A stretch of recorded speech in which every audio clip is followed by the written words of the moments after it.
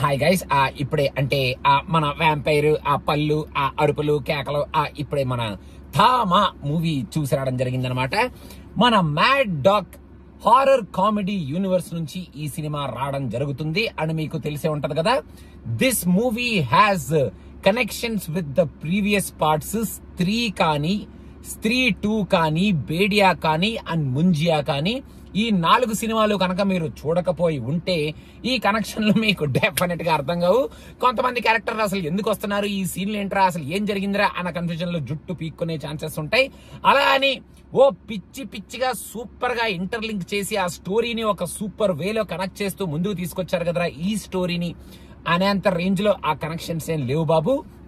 ఈ cinematic universe ని అంటే ఈ హారర్ కామెడీ యూనివర్స్ ని ముందుకు తీసుకెళ్తూ ఈ హారర్ కామెడీ యూనివర్స్ లో ఇంకొక కొత్త ఎలిమెంట్, అది కూడా ఒక వ్యాంపైర్ ఎలిమెంట్ ని మనం బేతాల్ అని చెప్పి యాడ్ చేద్దాం కదా అనేది ఒక ముఖ్య ఉద్దేశంగా ఈ స్టోరీని పెట్టుకున్నట్టు నాకైతే అనిపించింది.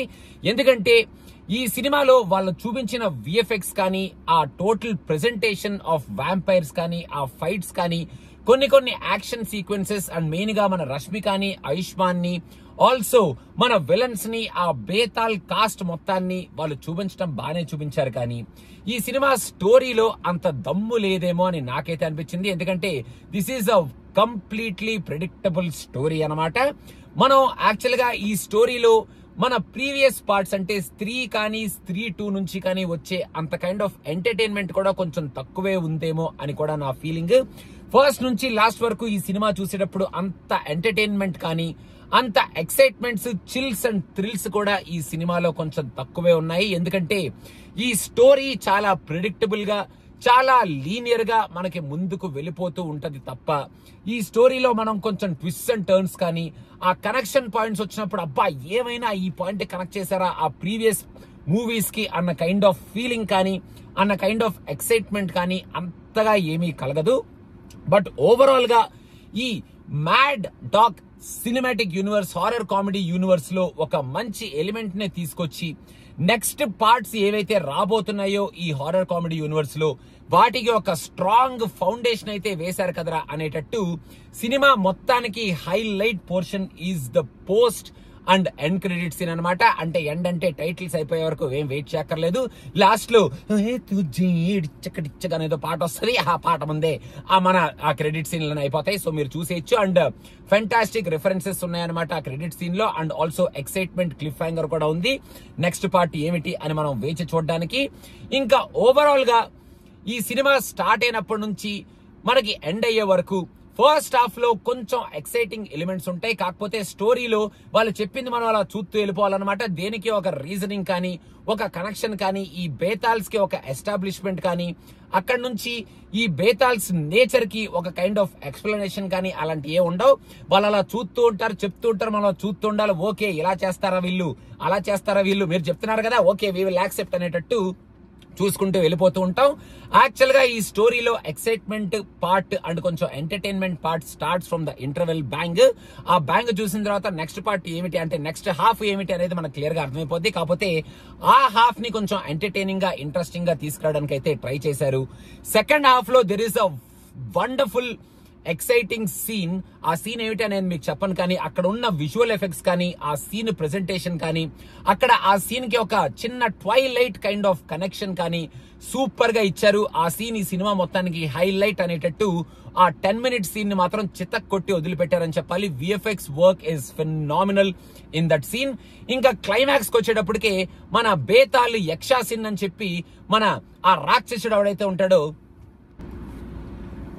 క్లైమాక్స్ వచ్చేటప్పటికే ఫస్ట్ నుంచి లాస్ట్ వరకు మన నవాజుద్దీన్ ని ఏదైనా వాడేస్తారా, పిచ్చిగా చూపిస్తారా అనుకుంటే ఆయన్ని మనకి బనానా అంటే ఆటలో అట్టిపండు స్టైల్లో ఈ సినిమాలో వాడుకున్నారు తప్ప ఆయనకు ఒక సూపర్ ఫెంటాస్టిక్ పర్ఫార్మెన్స్ ఇచ్చే స్కోప్ కానీ, ఆ క్యారెక్టర్ కి ఒక అబ్బా ఇప్పుడు ఈయన వస్తున్నాడంటే అన్న కైండ్ ఆఫ్ ఫియర్ కానీ, ఆ ఎక్సైట్మెంట్ కానీ ఆయన క్యారెక్టర్ లో ఏమీ క్రియేట్ చేయలేదు. ఆయన ఏదో కొంచెం అక్కడిక్కడ కొన్ని ఇంగ్లీష్ డైలాగులు చెప్తూ కొంచెం ఎంటర్టైన్ చేయడానికి ట్రై చేశాడు తప్ప ఆయన క్యారెక్టర్ ని కంప్లీట్ గా ఆ విలన్ షేడ్ ని కంప్లీట్ గా వీళ్ళు ఈ సినిమాలో సబ్వర్ట్ చేసేశారు.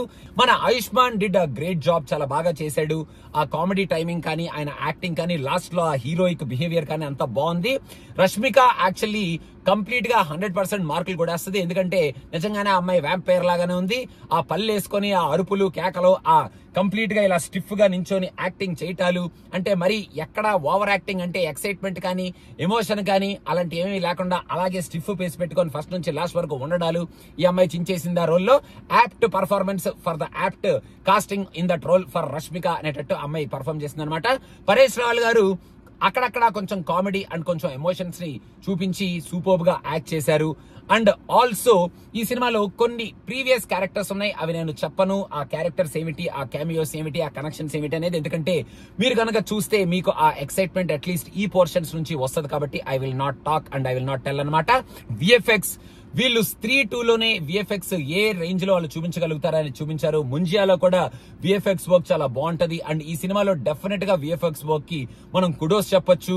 ఫస్ట్ నుంచి లాస్ట్ వరకు ఎక్కడైతే ఆ విఎఫ్ఎక్స్ ని బాగా వాడారో అక్కడ ప్రతి చోట వీళ్ళు ఆ విఎఫ్ఎక్స్ ని చాలా బాగా వాడుతూ ఆ సీన్స్ ని చాలా ఎలివేట్ చేసేటట్టు ఆ విఎఫ్ఎక్స్ ని చాలా రియలిస్టిక్ గానే మనకి చూపించడానికి ట్రై చేశారు. అండ్ ఖచ్చితంగా సక్సీడ్ అయ్యారు ఆ విఎఫ్ఎక్స్ షాట్స్ వల్ల. ఈ విఎఫ్ఎక్స్ వల్ల ఈ సినిమాలో స్టోరీ అంతగా లేకపోయినా, ఎక్సైట్మెంట్ ఎలిమెంట్స్ కొంచెం తక్కువ ఉన్నా, ఆ వ్యాంపైర్ పాయింట్ ఏదైతే ఉందో ఆ పాయింట్ ని కొంచెం క్యారీ ఫార్వర్డ్ చేయగలిగింది బికాస్ ఆఫ్ ద విఎఫ్ఎక్స్ అని చెప్పాలి.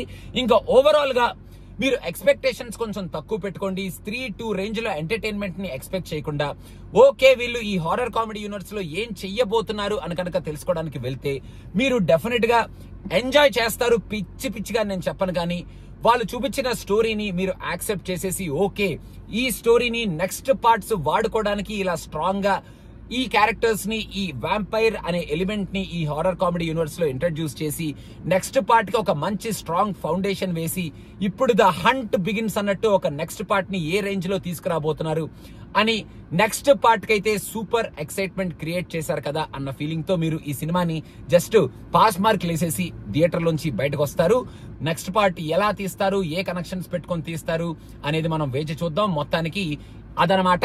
తామా అని గట్టిగా అరిస్తే గోమెద గొడేస్తారు ఇంటికి వెళ్తే, అందుకని అలా అరవకుండా జాగ్రత్తగా ఇంటికి వెళ్ళిపోతాను అనమాట నేను.